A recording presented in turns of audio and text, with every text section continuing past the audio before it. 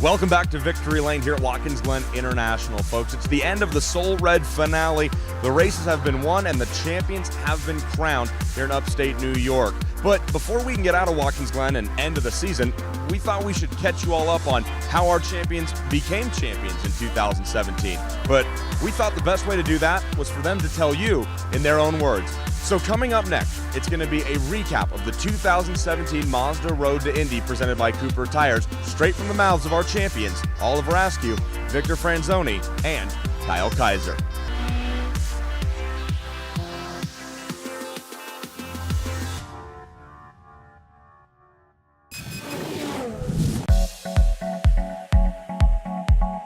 This was the start of my first full season of car racing, so it's pretty exciting. It was also a home race for me. I live in Jupiter, Florida, so it's only a 3-hour drive. I had a lot of family and friends going to see that race. So my season was quite crazy. I signed a deal together with Juncos Racing really last minute. The year before, we got the pole, we were in position to win the race, so I went in there expecting to go and dominate that race weekend. There I finished second both races. I was lucky because Carlos was second and then broke. But I was like, okay, we have to change this thing. During the races, I think we finished 6th and 4th in the races. So after that weekend, I was a little kind of sad about the way things went. I had really high expectations. It didn't turn out the way I wanted. Finished 2nd and 1st in the races, so that was my first win in the USF 2000 series. It was the first of many to come throughout the season. So we kind of recollected, gathered ourselves before the next race weekend at Barber, and we wanted to go there and show, okay, we're here to make a championship run. And I feel like that was the weekend where everything kind of took a turn for the way the championship went for the rest of the season. Cape Motorsports guys and I swept the weekend, qualified pole for both races and won both races. So that kind of set the tone for the season. We got the pole, kind of gave a little one up in turn 5 in the first race, ended up finishing 2nd. In the second race, we started 2nd, finished 2nd, but at that point we knew that we had a really good run to make it for this championship.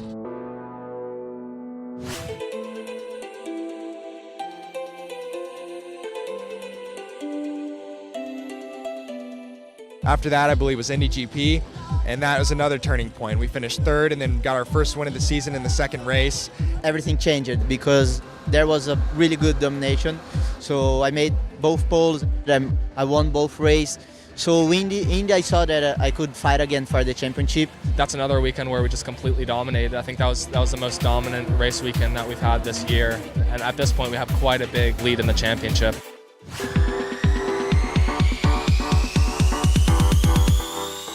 The Freedom 100, not obviously the best race weekend of the year because we've always kind of seemed to struggle there, but we brought it home and we had a decent race. We moved forward from where we started, so I was happy with that performance. And by the end of the month, we were leading by a good margin, so I was really happy.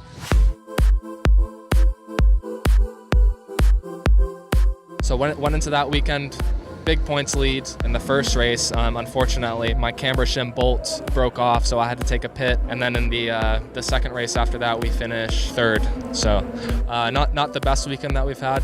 Road America was really good also, was another fast track like Indy. So we had the same car, everything, the same speed, was really great. I made the first pole and I won the first race. It was great, fastest lap and everything. And then in the second quali we had some bad strategy. We chose to wait a little bit, and then when we go to the track, we had 2 red flags, so I couldn't put my time together. So I started in last position. I could move up. I moved up to 2nd. I fought with Anthony a little bit for the first position, but there was no time enough, so I lost there. I finished 2nd. Road America was another great weekend. Kind of after a disappointing weekend at Freedom 100, turn around to Road America, we bring home 2 more podiums, really solidify our point standings.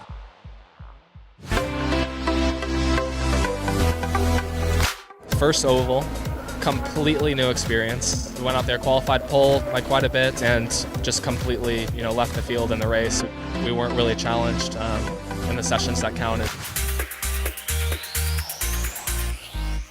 One of the best atmospheres I think I've ever experienced at a racetrack.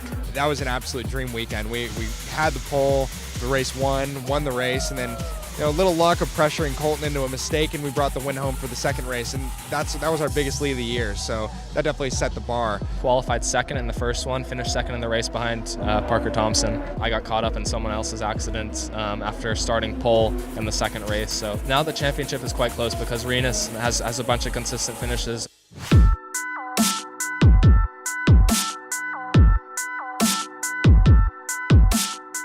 Going into Mid-Ohio, that was obviously probably the most exciting weekend, going to the most disappointing weekend in Mid-Ohio. Mid-Ohio, I knew I wouldn't be so fast there. I don't like too much there. Every year I always struggle there. I could have locked up the championship if I completely swept the weekend, but that wasn't what I was thinking about. Obviously had a little contact in race 2. Probably could have had a better result, but that kind of led us to 2 12th place finishes, which kind of was difficult. In the first race, I won, but unfortunately I got a 10-point penalty for jumping the start. So now the championship is super close. Renus ended up finishing in front of me in the second race, so now it's even closer heading into this one. I wasn't fast. One race I won, but the other 2 races I finished second. I was not fast, and then there I lost the lead of the championship. So Anthony was leading by 2 or 3 points. We followed up with a good performance at Gateway, and that kind of salvaged what could have been a harder finale. And in Gateway was everything new for both of us, Anthony and I. And there he was faster every practice. Every practice faster. We didn't have too much hours, so we finished the car 5 minutes before the race, and the car was unbelievable good. And then I could win the race. So there our mind changed more because we knew we would be fast for Watkins Glen. 13 points would separate the pair of VK and Askew upon arriving in New York. The pair would battle early on, but VK would have unmatched speed in the final race of the year, allowing him to score the win. Askew, though, would have the last lap, as the young Florida native finished second in the race and earned the Cooper Tires USF 2000 Championship powered by Mazda title. Franzone's title wouldn't come easy, though. The Brazilian came to the Glen leading Anthony Martin by a mere 2 points. But after a perfect sweep of the Soul Red finale, Victor Franzone would win the championship as well as the nearly $800,000 Mazda scholarship, placing him in the top tier of the Mazda Road to Indy. I'd like to thank a lot Mazda, Cooper Tires, and Anderson Promotion, because they're not giving a prize money, they are giving a hope. Kyle Kaiser's championship weekend was as relaxed as it could be. A virtual lock coming into New York meant that the California driver only had to officially start the weekend to win the greatest prize in junior open wheel racing. A weekend of results to forget capped off a season Kaiser will never forget, as he became the 2017 Indy Lights champion.